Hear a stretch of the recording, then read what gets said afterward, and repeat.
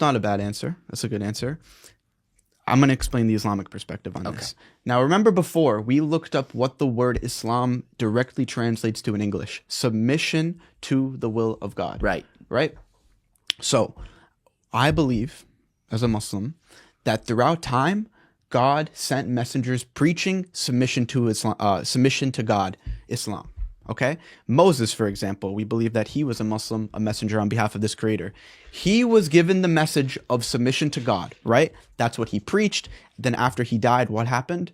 People took his book, they added, they took stuff away from it. So submission to God then broke off into Judaism, right? Okay. Then what does Jesus come and preach? He tries to get everyone back on the right path. He preaches submission to God.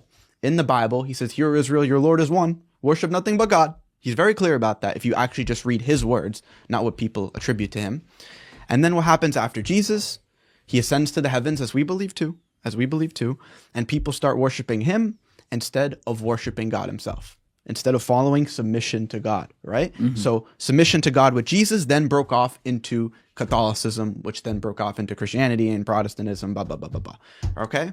So then the Prophet Muhammad comes, peace be upon him, and he preaches the same exact message as all the other prophets. So ironically, this is an ultra rage bait sentence right here, but Catholicism, Judaism are actually deviations of Islam.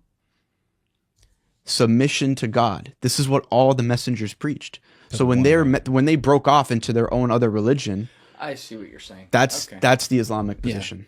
Yeah, I don't know if I would. It didn't start with Muhammad. That might be taking it a little bit literally, but I see what you're saying. In the figurative sense, you can make the argument. Yeah, we believe it didn't start with Muhammad. It ended with him. He was the exclamation point. The final time. Basically, you guys keep messing up. You keep doing this over and over again. Now I'm going to send you a book you can't corrupt. Yeah. I'm going to make sure anyone can memorize it that wants to. Okay. There is no more prophets coming. There is no more warnings coming. This is your last shot, humanity. That's why we call it the last testament. Okay. The final testament sent to humanity. And it is glorious and it is miraculous. And I would love if you came. Just come witness. I would absolutely. You don't got to pray. We're not cool. going to fucking kidnap you and strap dynamite to your body and fucking drive you down, to a building. You're gonna see something that you've never seen, bro. Beck, I wanted to make sure we got to it because you said it earlier. What you believe is a misconception about the whole black cube thing.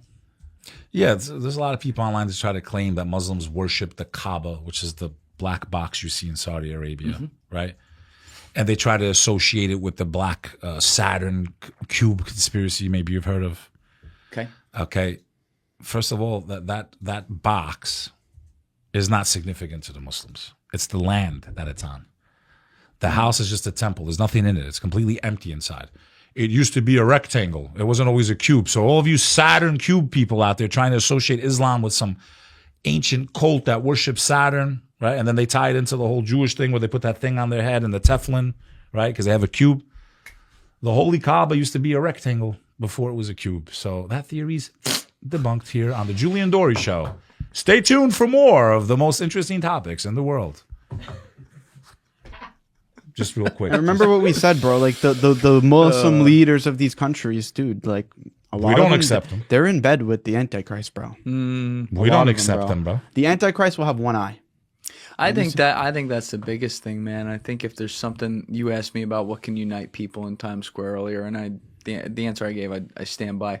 Another thing, though, just like around the world that I think could unite people is not blindly trusting the leadership and the structures that have been put in at all. I don't trust any of them. The fact that we can't see when you look anywhere around the world, I could go blind like this and point my finger somewhere on that globe and you can't see.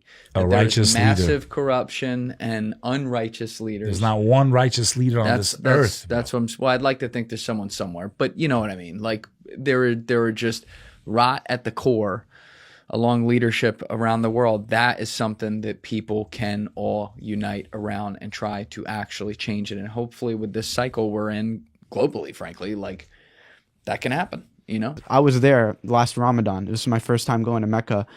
And there's people of every single skin color from every single corner of the globe, different genders, different ages. It's so packed in Ramadan, bro. Like to walk a mile takes at least an hour and a half. You're pushed up against people's backs. You're stepping on each other's feet. I didn't see one fight or one argument the entire time. That's beautiful. Not one. What else could bring people together like that? No sports team.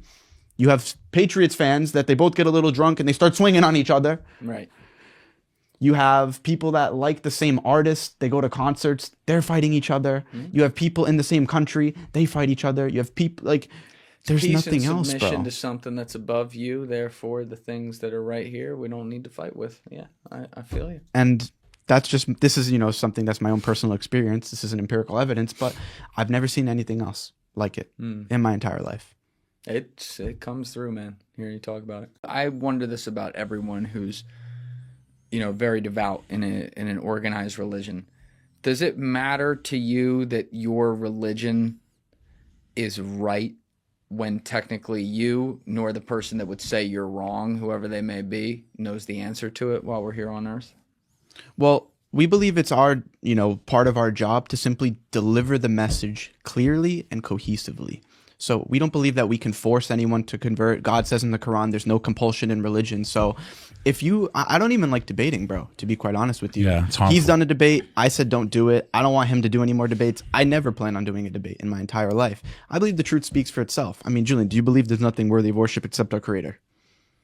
Sure. Do you believe that there's angels? I don't know if I've ever actually, that's funny. I don't know if I've ever thought, if I fully believe in it. Probably, yeah. Okay. Do you believe that this Creator sent messengers? I don't know. So we can stop there and tackle this one point right here. Men throughout time came claiming to be a messenger on behalf of their Creator. Right. Abraham said, he's not just some guy that's spiritual and he's fasting and he's like, this is a way of life, some people say meditating, some people say yoga is a way of life. No, he came saying, I got a message from our Creator to speak with humanity. They're directly claiming to be the one that's communicating to humanity on behalf of God, right? So then you have to look at the evidences at the time for why are they a true prophet or not. Prophet meaning messenger. Mm-hmm. So with Abraham, what was his miracle? He was thrown into a fire at his time, and he survived. His own father threw him into it. His own family threw him into a fire, and he survived and came he's out. Considered the all father the people around him were idol worshippers. He was calling them to worship God alone. At the time of Moses, he literally split the sea. And all of the prophets claimed to, they all called you to worship God alone. Jesus, what did he do? He walked on water. He turned a clay bird into life. He did plenty of miracles for the people. He spoke from the cradle in Islam. There's actually miracles about Jesus. From the cradle? Yes, Yeah. there's miracles in Islam about Jesus that the Bible doesn't actually acknowledge. One very logical one being him speaking as a baby. Yeah. So How young are we talking? So we're A baby, talking like, literally out the womb. What the Muslim says is the concept of worshiping the one Creator has always existed. The word we use is the Arabic meaning of that word, but the concept of submitting to the one Creator, or as we call it, the God of Abraham, has always existed. God did not choose just any nation. He chose the Israelites to give revelation, but he didn't choose them above humanity. He chose them to deliver the message. So what we're trying to say is Adam was the first human being created, Adam and Eve, right? And they were in a state of submission to the Creator, right? So they were Muslims because of how they lived their lives. The concept of submitting to the one God is why, if you look at all the scriptures, they all worshiped God the same way, as I also mentioned on previous episodes with you. It's the same reason why Jesus in Matthew 26, verses 36 through 39, prayed with his head on the ground. So what we say is God sent prophets and messengers throughout time, throughout history. He didn't just choose one nation.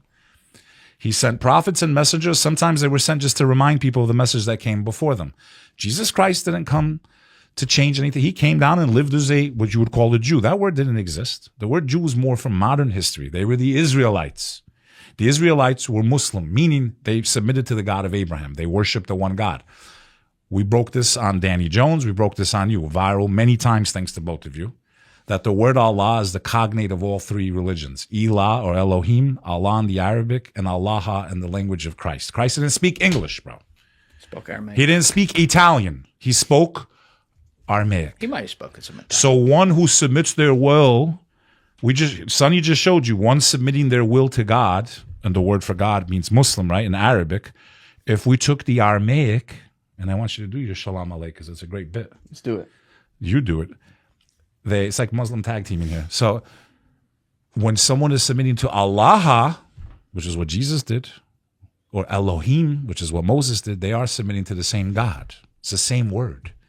So the concept of a Muslim has always existed. One who puts God before everything else.